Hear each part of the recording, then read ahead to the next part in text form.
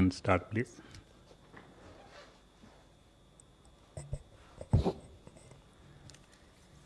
Good afternoon. और ICMR ने पिछले 2 महीने में बहुत ज़्यादा फोकस किया है टेस्टिंग कैपेसिटी को इंक्रीज़ करने के लिए पूरे भारत में।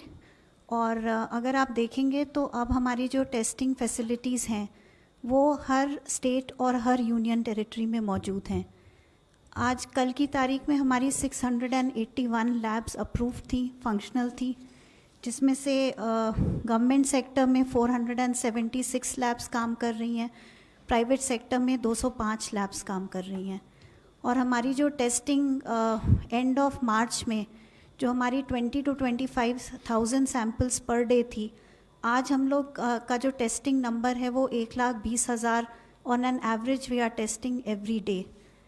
और टेस्टिंग कैपेसिटी को रैंप अप करने के लिए हम लोगों ने इंडिजिनस प्लेटफॉर्म्स पे भी काफ़ी ध्यान दिया है।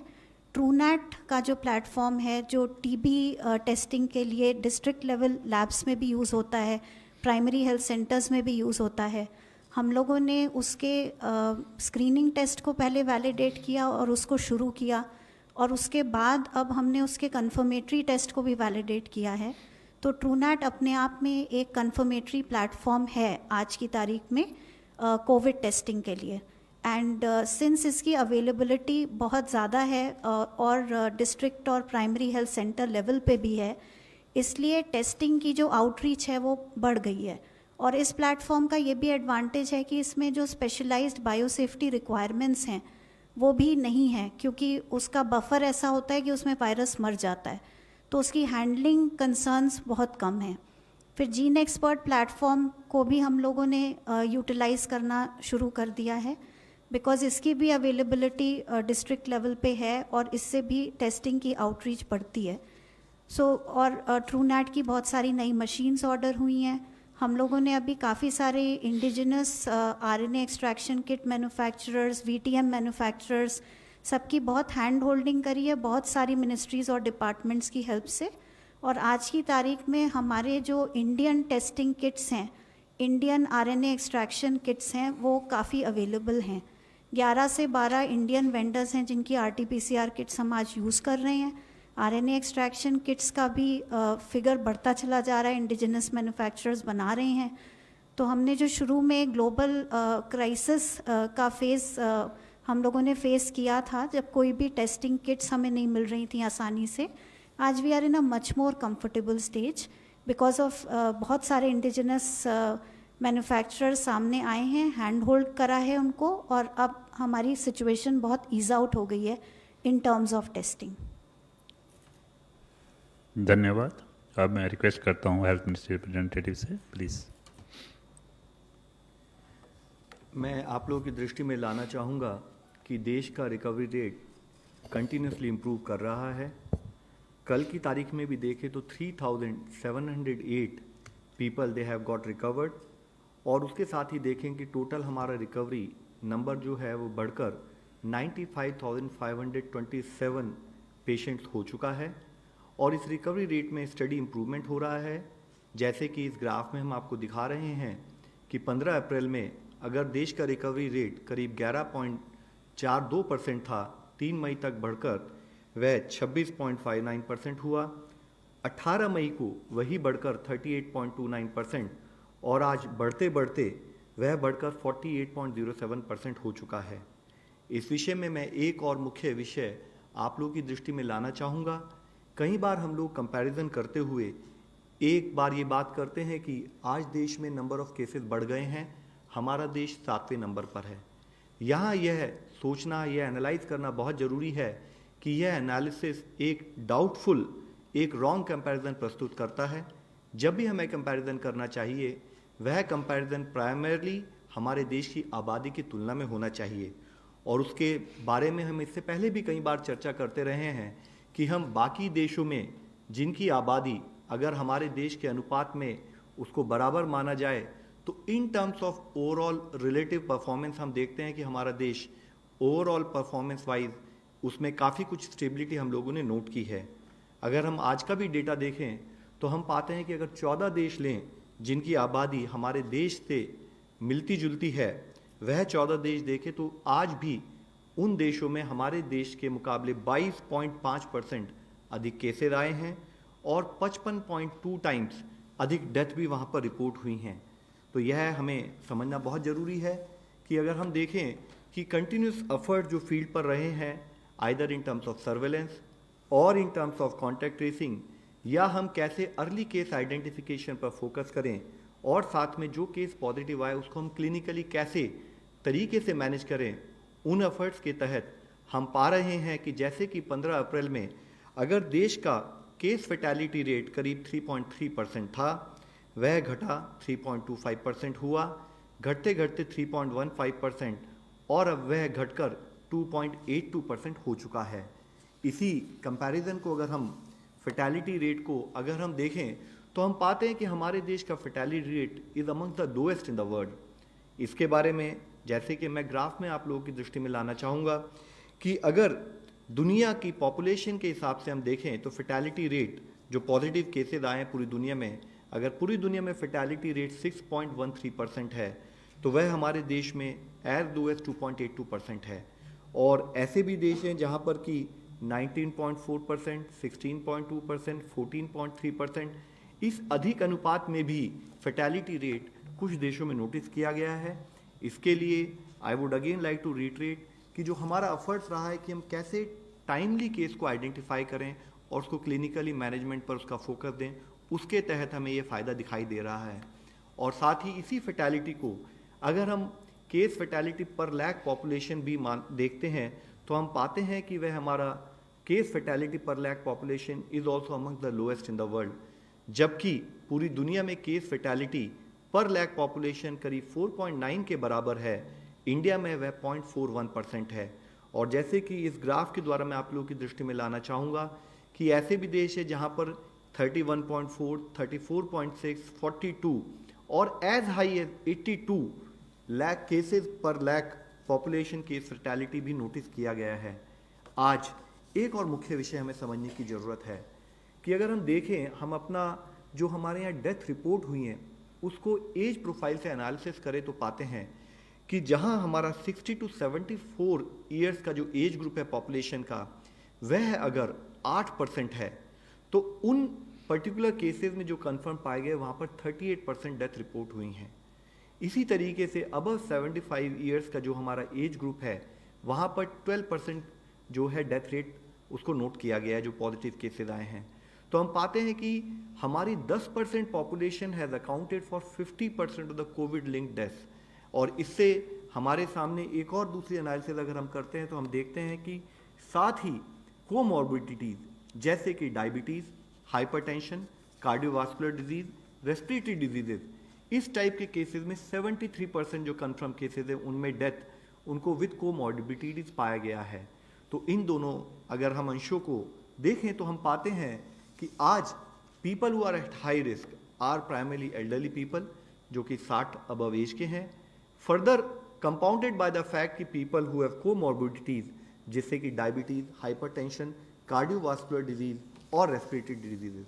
आज जब हम कोविड की इस लड़ाई को ले रहे हैं तो ज़रूरी है कि जो भी हाई रिस्क में हमारे देश के लोग हैं वह हमें सपोर्ट दें, वह रिक्वायर्ड प्रिवेंटिव एक्शन लेते रहें और साथ में अपने सिम्टम्स के बेसिस पर वह जो भी मेडिकल एडवाइस और मेडिकल फॉलोअप वह करें। ज़रूरी है कि वे सोशल डिस्टेंस बनाकर रखें उन लोगों से भी अपने घर में जो कि घर से बाहर जाते रहते हैं। वह ये इंश्योर करें कि अगर उन्हें कोई प्री एग्जिस्टिंग मेडिकल कंडीशन हो, चाहे वो डायबिटीज़ हो, हाइपरटेंशन हो या कार्डियोवास्कुलर डिजीज़ हो, वह उससे संबंधित दवाई और उससे संबंधित चेकअप में कोई भी कोताही ना करें। साथ ही ज़रूरी है कि हम इम्यूनिटी बूस्टिंग पर भी काम करें। मिनिस्ट्री ऑफ आयुष द्वारा प्रेस्क्राइब किए गए चाहे वो हर्बल टी हो चाहे काढ़ा हो, उसको लेकर भी हम अपनी इम्यूनिटी की तरफ भी काम करें। यह बहुत ज़रूरी एक कार्य हमारे लिए सामने है। इसके साथ ही हम ये अवॉइड करें कि हम बाहर जाएं, ज़रूरत पड़े तो हम टेलीमेडिसिन के द्वारा भी अपनी मेडिकल एडवाइस लेते रहें। इसके लिए बहुत ज़रूरी है कि टेक्नोलॉजी का प्रयोग किया जाए। जैसे एक स्थान पर हमारे केसेस का नंबर बढ़ रहा है तो technology has a very important role in terms of guiding to check कि हम कहीं कोविड-19 पेशेंट के आसपास तो नहीं है। साथ ही it also helps us through Aarogya Setu application कि हम अपने आप को सेल्फ असेस कर सकते हैं, और इसके साथ ही मुख्य है कि हम अपनी हेल्थ को सेल्फ मॉनिटर करते रहें, और हमें अगर कोई भी ऐसी सिचुएशन लगे जिसमें कि हमारे को कोई भी सपोर्ट की ज़रूरत हो तो हम उसके लिए मेडिकल सपोर्ट के लिए तैयारी करें। ज़रूरी है कि जब आज अपने आप को बचाने के लिए हम अपने एल्डरली पॉपुलेशन, कोमॉर्बिड पॉपुलेशन को उनसे रिक्वेस्ट करते हैं कि वह अधिकतम घर पर रहें, तो ज़रूरी है कि घर पर रहकर वो कैसे प्रोडक्टिव रहें, उस समय को कैसे यूटिलाइज़ करें। तो फिट रहने के लिए उनको हम रिक्वेस्ट करेंगे कि वह योगा का इस्तेमाल करें, इंटेलेक्चुअल स्टिमुलेशन के लिए किताबें पढ़ें। ज़रूरी है कि ये टाइम इस्तेमाल किया जाए कि हम कैसे अपनी फैमिली के साथ बॉन्ड करें, कैसे हम इंडोर हॉबीज़ डेवलप करें, और कैसे हम अगर घर पर भी रहें तो हम अपने नियर डियर्स को सोशल मीडिया और थ्रू टेक्नोलॉजी हम उनसे कैसे आसपास रहें। आज ज़रूरी है कि जब एक स्थाई पर जो हमारी हाई रिस्क पॉपुलेशन है, तो दूसरे स्थाई पर जो घर के मेंबर्स बाहर जाते हैं वह भी किसी न किसी तरह से रिस्क का पात्र हैं। उनसे भी हमारी रिक्वेस्ट रहेगी कि वह ज़रूरी हर तरह से हैंड हाइजीन, रेस्पिरेटरी हाइजीन उस पर ध्यान रखें, अपने हाथों को साबुन से समय समय पर साफ करते रहें, अल्कोहल बेस्ड हैंड सैनिटाइज़र का इस्तेमाल करें। ज़रूरत हो तो कोई भी ऐसा कोई अगर ज़रूरत हो तो उनको एक तो अवॉइड करें कि कैसे अपने फेस को रेगुलरली वो टच करने का जो एक हमारा एक रूटीन हैबिट होती है उसको कैसे चेंज करें। साथ ही हम जिन लोगों को भी सिम्टम्स हैं उनसे थोड़ा कांटेक्ट को अवॉइड करें, और अपने घर के जो एल्डरली हैं उनको हम सपोर्ट प्रोवाइड करें। आज ज़रूरी है कि हम फिज़िकल गैदरिंग्स को अवॉइड करें, जबकि हम लॉकडाउन से अनलॉक 1 की स्थिति में हैं, तो हम कोई भी ऐसा कार्य न करें जिससे हम या हमारी फैमिली के मेंबर्स को किसी भी तरह का एक रिस्क हो। साथ ही हमारे जो हाई रिस्क पॉपुलेशन है, अगर उन्हें कोई भी सिम्टम डेवलप होता है, चाहे वह फीवर हो, चाहे वह कफ हो या ब्रीदिंग डिफ़िकल्टी हो, तो एक रिक्वेस्ट हम करना चाहेंगे कि ज़रूरी है कि हम अवेयर रहें, और अवेयरनेस का एक पार्ट है कि बिना पैनिक हुए किसी भी तरीके से समझें कि आज भी हम अपने केसेस देखें तो because of the effective clinical management focus हमारे यहाँ पर जो एल्डरली पॉपुलेशन है वो लोग भी काफ़ी अच्छी तादाद में हमारे यहाँ रिकवर हो रहे हैं। तो पैनिक करने की ज़रूरत ना करते हुए वो तुरंत मेडिकल सपोर्ट के लिए उसके लिए प्रयत्न करें। जिसके लिए ज़रूरत हो तो स्टेट या डिस्ट्रिक्ट की हेल्पलाइन को गाइडेंस के लिए बात करें, डॉक्टर को दिखाएं, और जैसे कि डॉक्टर्स का एडवाइस हो, चाहे वह होम आइसोलेशन हो इन केस की अगर कोई माइल्ड सिम्टम हो, या वो होम क्वारंटाइन हो इन केस की सैम्पलिंग क्राइटेरिया के हिसाब से सैंपल करने के बाद अगर नेगेटिव पाया जाए, या अगर ज़रूरत हो पॉजिटिव हो तो वह अवसर के अनुसार अपने आप को कोविड हॉस्पिटल में एडमिट कराकर भी अपना इलाज के ऊपर ध्यान दें। आज ज़रूरी है कि देश के 135 करोड़ लोग मिलकर इस लड़ाई को, जैसे अब तक हम पिछले 4 महीने से लड़ते आ रहे हैं, उसी स्ट्रेंथ, उसी मोमेंटम और उसी विगर से कंटिन्यूड इस लड़ाई में हम लगे रहें। ज़रूरत है कि हम इंडिया विल विन इस अप्रोच से काम करें और एक प्लेज लें और सोशल मीडिया में भी हाईलाइट करें कि yes, while we are taking this battle together, while we are working together, हम में से कोई भी अकेला नहीं है। हम लोग आज फिजिकल डिस्टेंस की बात करते हैं, लेकिन हम फिजिकल डिस्टेंस होते हुए भी मिलकर काम करेंगे और इस बीमारी से अपने आप को बचाएंगे। इसके साथ ही मैं फिर से एक पॉइंट हाईलाइट करना चाहूँगा कि अब तक भी, जैसे कि माननीय प्रधानमंत्री जी ने कई बार कहा है कि कोरोना की लड़ाई में, ये जो देश की लड़ाई है, ये हर नागरिक की लड़ाई है। हर नागरिक के द्वारा, हर नागरिक के किए हुए सपोर्ट से ही हमें इसमें जीतना है। और उसी के कारण अगर हम देखें तो उसी नागरिक के प्रयासों के कारण ही आज हम कोरोना से होने वाले अपने नुकसान से काफ़ी हद तक अपने आप को बचाने में काफ़ी कुछ कामयाब भी रहे हैं। आज ज़रूरी है कि कोरोना को हर तरह से हमें पराजित करना है, हर तरह से हराना है। इसके लिए 3 रिक्वेस्ट मैं फिर से आप लोगों की दृष्टि में लाना चाहूँगा, रिक्वेस्ट करना चाहूँगा, हाईलाइट करना चाहूँगा कि ज़रूरी है कि हम जागरूक रहें, हर नागरिक जागरूक रहे। ज़रूरी है कि हम अपने प्रिवेंटिव एफर्ट्स पर काम करें, हमारे निवारक प्रयास चलते रहें, निरंतर हम उस पर कार्य करते रहें। और health seeking behaviour, timely treatment, अगर हमें कभी भी कोई भी ऐसी सिचुएशन लगती है कि हमें मेडिकल एडवाइस की ज़रूरत है तो समय पर एडवाइस लें और अपना इलाज कराएं। इसके साथ ही अंत में मैं यही कहना चाहूँगा कि अब तक हमारे पूरे एफर्ट्स अगर आप देखें तो वह कंटिन्यूड जो पूरे एफर्ट्स रहे हैं हमारे शुरू से ही सर्वाइवल के लिए रहे हैं। पहले वह हमारी लड़ाई थी कि वायरस से हम कैसे सर्वाइव करें, अब हम उस सर्वाइवल को और फर्दर एक्सटेंड करते हुए अनलॉक की स्थिति में कि हम कैसे वायरस के साथ रहते हुए अपने आप को सर्वाइव करें, कैसे अपने लाइवलीहुड और उन ऑप्शंस पर भी काम करें। तो इसके लिए जो हमारा लॉकडाउन का पीरियड है, जिसको हमने हर तरह से पॉजिटिव इस्तेमाल किया है, चाहे वह हमारा हेल्थ इंफ्रास्ट्रक्चर का बढ़ाना हो, हमारे हेल्थ केयर वर्कर्स का ओरिएंटेशन करना हो, और साथ ही हमारे इस ओरिएंटेशन के द्वारा कम्युनिटी को ओरिएंट करना हो, कम्युनिटी के सपोर्ट से हमें कैसे आगे बढ़ना हो और किस तरह से हमने सर्विलेंस पर काम किया है, उसी एफर्ट्स को हम करते रहें। और उसी एफर्ट्स को करते हुए अंत में मैं आपसे अपील करना चाहूँगा कि इस लॉकडाउन की परिस्थिति में हम जो प्रिकॉशंस लेनी हो उसको कंटिन्यूड उसी विगर और उसी मोमेंटम के साथ लेते रहें। मैं इस अपील को एक वीडियो के द्वारा आपके सामने प्रस्तुत करना चाहूँगा। अरे बबलू, लॉकडाउन खुलते ही टहलने निकल पड़े।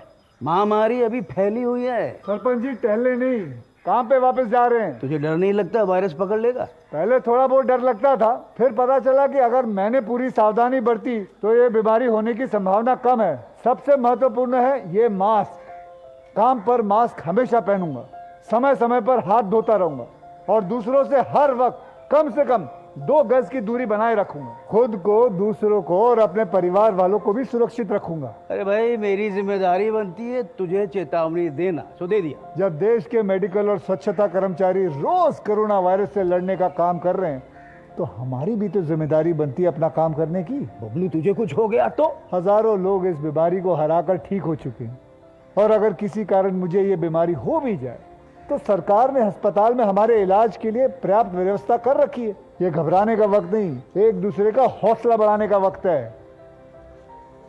अरे ऐसे क्या देख रहा है? तू काम पे जाएगा, मैं नहीं जाऊंगा, नाक नहीं कट जाएगी मेरी। चलो। मास्क। हाँ, मास्क मास्क। अरे नाक तो ढक लो। हाँ। कोरोना वायरस से हमें लड़ाई जारी रखनी पड़ेगी और उससे डर कर नहीं, पूरी सावधानी के साथ डट कर चलिए।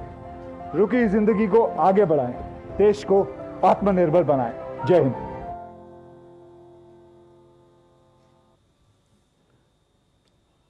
Okay, now we can take some questions. 34. Lav Agarwal sir, मैं कुमार कुंदन। कल जो है DDMA ने एक लेटर लिखा दिल्ली के सब लोगों को कि हॉस्पिटल के अलावा जो हमारे स्टेडियम्स हैं, बैंक्वेट्स हॉल्स हैं, इसमें भी बेड की व्यवस्था की जो है संभावनाएं तलाशिए। तो क्या हम इसको मान के चलें कि आंकड़ा इतना ज़्यादा हो रहा है कि अब अस्पतालों से निकलकर जो दूसरे व्यवस्था है उसकी तरफ भी हम लोग आगे देख रहे हैं और इसको पीक से जोड़ा जाए? और एक और इससे ही जुड़ता सवाल कि दिल्ली सरकार ने बॉर्डर वगैरह सील कर दिए हैं, तो आपको लगता है कि इससे जो है दूसरे जगह के जो लोग हैं जो दिल्ली इलाज वगैरह के लिए आते थे उनको थोड़ी परेशानी होगी, असुविधा होगी? सर, जैसे आपने बताया कि हम हर स्टेट से कंटिन्यूड बेसिस पर एक ही डिस्कशन करते आ रहे हैं कि आप अपने यहाँ केसेस की ट्रैजेक्टरी को एनालाइज करें, केसेस के सर्विलेंस पर फोकस करें, कॉन्टैक्ट ट्रेसिंग करते रहें और उसके साथ ही जो भी पॉजिटिव केसेस आए उनको आइडेंटिफाई करें, उनका ट्रीटमेंट ऑर्गेनाइज करें। उसी के पार्ट में अगर आप देखें कि जैसे जैसे किसी भी वायरस का स्प्रेड कम्युनिटी में पहुंचता है तो उसके हिसाब से जब केसेस बढ़ते हैं तो उसी के तहत ही हर स्टेट को अपना हॉस्पिटल इंफ्रास्ट्रक्चर प्लान करना है। तो it is left to the state कि वो अपने हॉस्पिटल इंफ्रास्ट्रक्चर को केसेस की ट्रैजेक्टरी को समझते हुए, अगर वो ज़रूरत समझते हैं कि उन्हें कोई टेम्प्रेरी हॉस्पिटल बनाने की ज़रूरत है तो उनको डेफिनेटली बनाना चाहिए। 11. सर, इसके लिए अगर आप देखें जो नेशनल डिजास्टर मैनेजमेंट एक्ट में जो हमने गाइडलाइंस इशू की है मिनिस्ट्री ऑफ होम ने, उसमें हर स्टेट को फ्रीडम दिया है कि while there are normative guidelines issued by government of India, हर स्टेट अपने लेवल पर एनालाइज करके अगर उन्हें कोई एडिक्वेट एडिशनल एक्शंस लेने हैं तो वह ले सकते हैं। सर, कुछ मीडिया रिपोर्ट्स हैं कि रेमडेसिविर को ड्रग कंट्रोलर जनरल का अप्रूवल दे दिया गया है सीवियर कोविड पेशेंट ट्रीटमेंट के लिए, तो क्या इसमें ऑफिशियल पोजीशन क्या है? क्या रेमडेसिविर को अप्रूव किया गया है और उसके लिए पहले क्या ट्रायल किए गए हमारे यहाँ पे? सर, अगर आप देखें कि जो कि ईमेल जिसका रेफरेंस मीडिया में भी आया है उसमें ड्रग कंट्रोलर ने बताया कि उसको इमरजेंसी यूज़ के लिए परमिशन दी गई है और इमरजेंसी यूज़ के लिए परमिशन के प्रोसेसेस होते हैं, उसके तहत ही based on the available evidence वह इमरजेंसी यूज़ के लिए परमिशन दी जाती है। एक ऑनलाइन क्वेश्चन है, remdesivir has been approved for emergency use while India is part of solidarity trial, what evidence were presented before the government to grant an authorization for the drug? and in what dose will it be given? Banjot Kaur from Down to Earth. तो जैसे मैंने आपको बताया कि emergency use की permission दी गई है, उसके साथ ही क्योंकि वह डिटेल्स अभी in terms of what protocol, in terms of what doses इसको दिया जाना चाहिए, वह मेरे पास अवेलेबल नहीं, हम आपको प्रोवाइड करा सकते हैं। तो उसके लिए जब भी कोई इमरजेंसी यूज़ के लिए परमिशन दी जाती है तो जो अवेलेबल एविडेंसेस हैं वह पर्टिकुलर ऑर्गेनाइजेशन उनको प्रोड्यूस करते हैं, उसके बेसिस पर ये परमिशन दी जाती है। 116. लव जी, मेरा सवाल है आपसे कि जिस तरह से लगातार 3-4 दिन से मामले 8,000 से ज़्यादा आ रहे हैं पर डे और 2 लाख के आसपास पहुंचने वाले हैं हम लोग, क्या बेड की फैसिलिटी इतनी है, क्योंकि ऐसा माना जा रहा है कि जून के लास्ट तक ये 8 लाख को भी क्रॉस कर सकते हैं, तो क्या हमारे पास देश भर में इतना अरेंजमेंट है बेड्स का?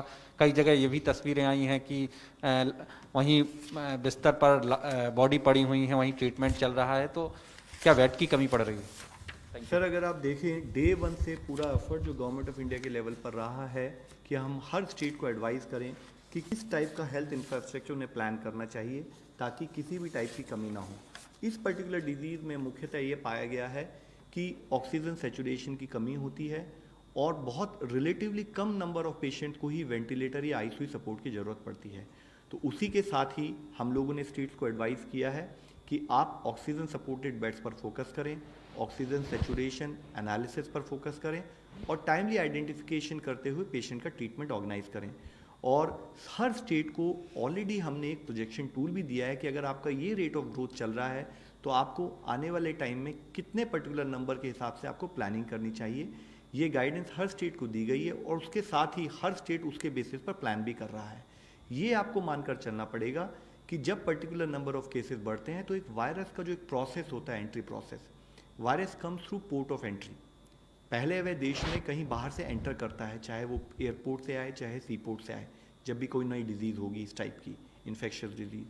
उसके बाद it again goes and again you, as we have discuss so many times, कि वह फिर वहाँ से जाकर किसी पर्टिकुलर पर्सन को इफेक्ट करेगा, एक पर्सन दूसरे को इफेक्ट करता है, जिसको हम लोकलाइज ट्रांसमिशन के बारे में कई बार बात कर चुके हैं।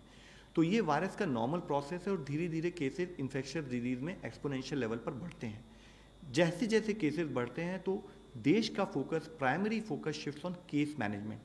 और इसीलिए अगर आप देखें कि जो हमारा इफेक्टिव फोकस रहा है, जबकि वर्ल्ड में case fatalities very high, vis-a-vis that India has been able to manage its case fatality to as low as 2.82%। 152. Sir, मेरा सवाल आपसे यानी हेल्थ मिनिस्ट्री से है, मधुरेंद्र बोल रहा हूँ मैं न्यूज़ नेशन से, कि लगातार आपने बताया है डे 1 से कि जो मॉर्बिडिटी है वो मेन कॉज है फर्टिलिटी रेट को बढ़ाने के लिए, लेकिन हम देख रहे हैं कि इन डिफरेंट फेजेस हमने शराब से लेके मॉल तक खोल दिया, लेकिन अभी तक गवर्नमेंट हॉस्पिटल्स की ओपीडी नहीं खोली, जहाँ पर dealing with all kinds of disease जरूरी है और उसका भी एक बर्डन समूचे देश को झेलने को मजबूर होना पड़ रहा है। इसको लेकर क्या प्लानिंग है, क्योंकि एम्स की ओपीडी बंद पड़ी हुई है, आरएमएल की ओपीडी बंद पड़ी हुई है, जी बंद की ओपीडी बंद पड़ी हुई है, इमरजेंसी सेवाएं सिर्फ चल रही है। आईसीएमआर से मेरा सवाल है कि पिछले दिनों की प्रेस कॉन्फ्रेंस में बताया गया था कि कम्युनिटी ट्रांसफ़र के लेवल पर हम गए हैं या नहीं, इसको लेकर कई टेस्ट चल रहे हैं और उस बारे में जानकारी दी जाएगी। तो क्या आप बता पाएंगे कि देश के किन किन हिस्सों में हमारे यहाँ कम्युनिटी ट्रांसफ़र हो चुका है और पिक कब तक जाएगा? Sir, already regular health facilities हमारी चलती रहनी चाहिए, इसके लिए डिटेल इंस्ट्रक्शन दी जा चुकी हैं। इसके साथ ही हम स्टेट्स के साथ वीडियो कॉन्फ्रेंस के द्वारा इस विषय में रेगुलर चर्चा भी कर रहे हैं। हमारा जो मेजर एफर्ट है, जो हमें समझना चाहिए कि it is a highly infectious disease, तो पर्टिकुलर ट्राइजिंग पेशेंट की कैसे हो, पर्टिकुलरली वह पेशेंट जो कि कोविड डेडिकेटेड हॉस्पिटल में जाए ताकि इन्फेक्शन कम से कम फैले, उस पर एक तरफ हमारा जोर है, दूसरी तरफ उसके अलावा बाकी सारे हॉस्पिटल्स में बाकी रेगुलर प्रोसेस चलते रहें, उस पर ऑलरेडी इंस्ट्रक्शन हम जारी कर चुके हैं। साथ ही जो हमारी रेगुलर और इम्पॉर्टेंट सर्विसेज हैं, जैसे कि maternal and child health services, जैसे कि हमारी kidney renal disease related services, cancer, TB treatment, उन सबको उसी तरीके से सुचारू रूप से चलाने के लिए क्लियर इंस्ट्रक्शन फील्ड में दी जा चुकी हैं। Number 9.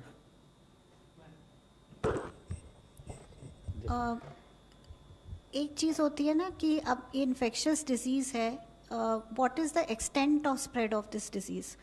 सो कम्युनिटी ट्रांसमिशन वर्ड ना यूज़ करके it is very important to understand कि क्या एक्सटेंट है स्प्रेड की, कितना फैला है और देशों के कंपैरिजन में वेयर डू वी स्टैंड।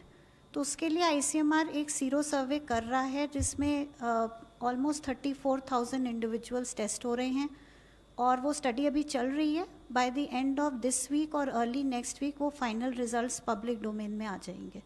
अभी मैं इतना ही बोल सकती हूँ। Pardon?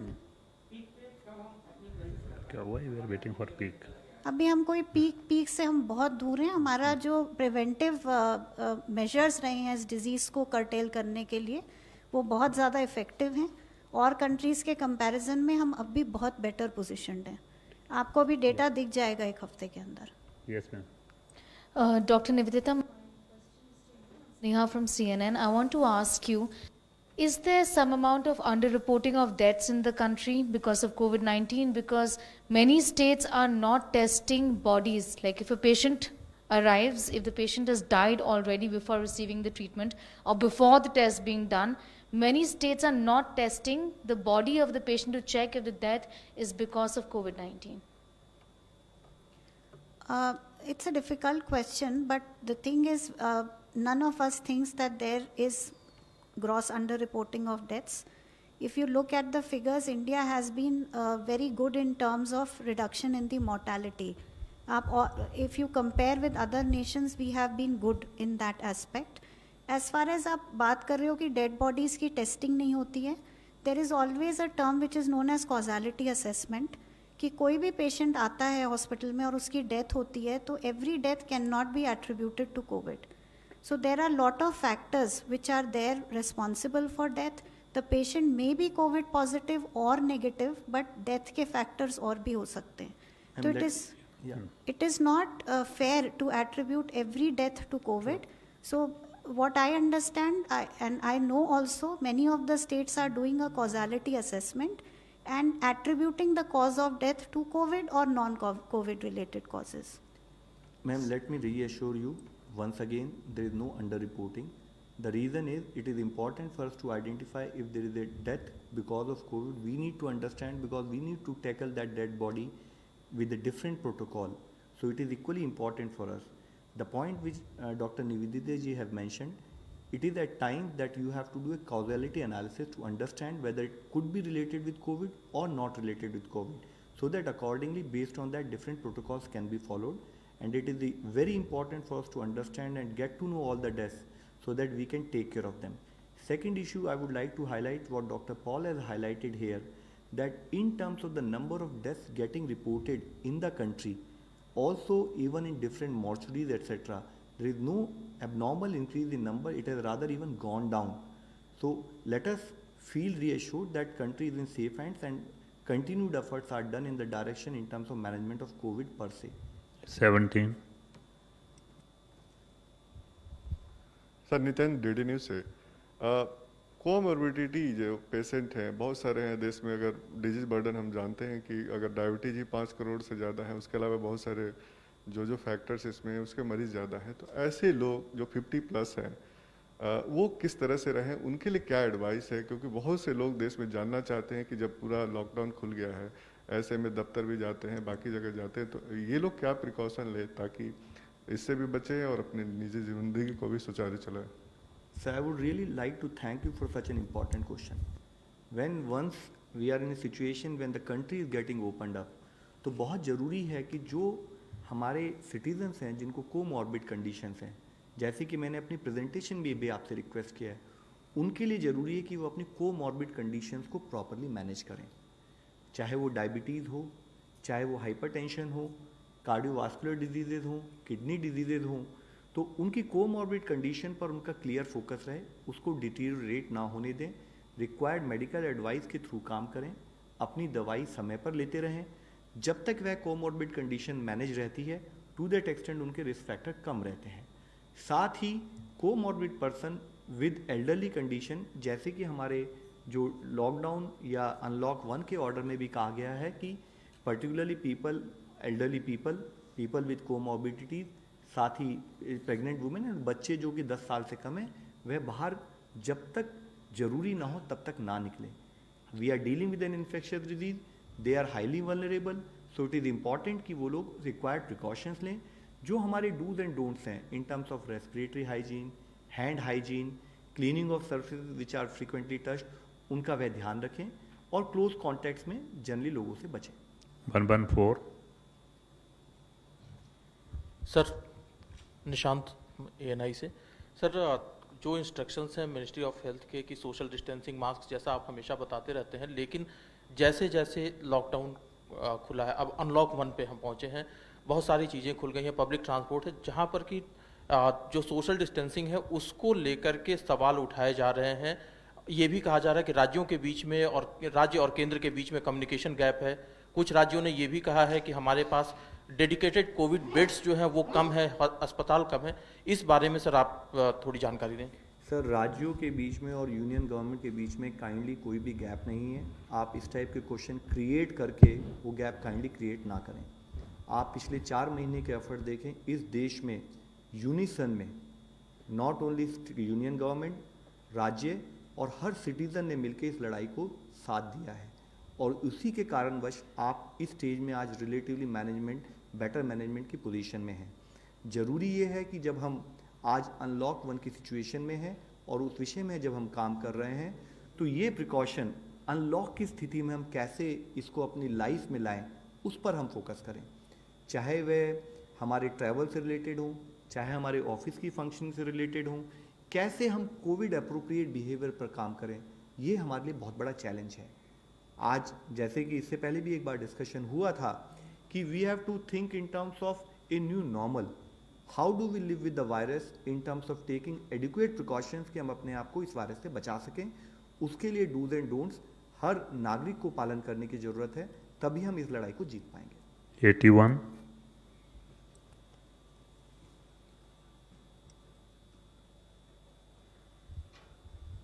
Madhav from Times Now. Mr. Agarwal, my question to you is that as we are approaching 2 lakh cases, what is the protocol? Is there any change in the protocol as far as contact tracing is concerned? Because I would imagine you would need a large number of people to actually carry that out at the state level. So has there been any change, A? And also cities like Bombay have been reporting that there has not been enough contact tracing. There have been different reports that have been coming around. And also as far as those people who test positive and who are asymptomatic, what is the protocol for contact tracing in such cases, whether it is offices or residential spaces? Could you just elaborate on that, please? So, sir, our primary focus still remains focusing on containment zone, identifying wherever cases have come, and with respect to what exercise through active case search we take up in those particular areas. And as and when additional cases do get found in some locations, to that extent the size of the containment zone need to increase, and active search to that extent further has to be strengthened. All after doing this active search, whatever cases which are there which needs to be tested as per the testing criteria, including asymptomatic high risk contacts, which is part of the testing criteria, they need to be tested, and any person who is found positive, they should be treated as per protocol. As we have already allowed, particularly with respect to very mild symptom, if the home facility is sufficient enough, they can stay at home, or there are even hotels where they can go and they can stay there, which are also supposed to have the adequate medical facilities. Besides that, if there are people who are moderate or severe or critical, there are COVID dedicated health care centers, health centers and COVID dedicated hospital where both regular bed as well as oxygen support bed and critical care bed, if need be with ventilator, should be organized for those patients. Our focus primarily remains on surveillance, contact tracing, and wherever larger number of cases are there, our focus parallelly shifts also in terms of case fatality management, in terms of clinical management. Last question, 35. Mrigank Prabhakar सारा TV से। Sir, जो कोविड-19 dashboard है उसके ऊपर एक state reassign करके एक column बना हुआ है, उसमें 6-6.5 हज़ार पेशेंट्स करीब हैं।